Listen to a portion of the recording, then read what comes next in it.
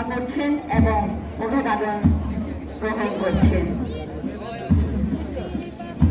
আপনারা দেখছেন মাননীয় মন্ত্রী শ্রী কৃষ্ণেন্দু পাল মহাশয় মাঠ পরিক্রমা করছেন এবং অভিবাদন গ্রহণ করছেন।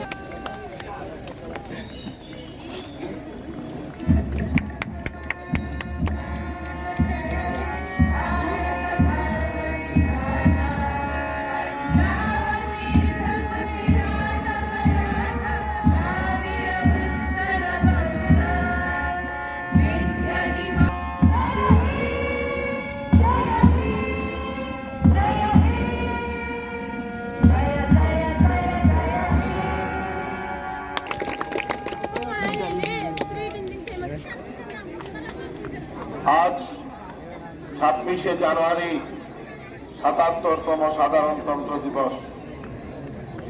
আজ থেকে ৭৬ বছর পূর্বে আমাদের দেশের মহান জাতীয় নায়করা অত্যন্ত যত্ন সহকারে ভারতীয় সংবিধান রচনা করে জাতির কল্যাণে উৎসর্গ করেছিলেন। ওইটি ভারতবর্ষ তার সংবিধানের মাধ্যমে স্বাধীনতা, সমতা, ন্যায় ও ভ্রাতৃত্ববোধের মহান আদর্শ আনুষ্ঠানিক স্বীকৃতি প্রদান করেছিল।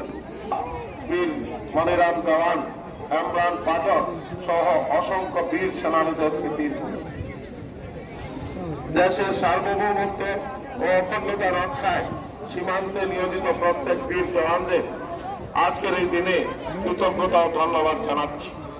ফসলের জন্য এক মজবুত স্থাপনের জন্য প্রতিশ্রুতিবদ্ধ। হিমন্ত বিশ্ব শর্মা মহাশয়ের নেতৃত্বাধীন সরকার আসামকে দেশের 5টি উন্নত রাজ্যের মধ্যে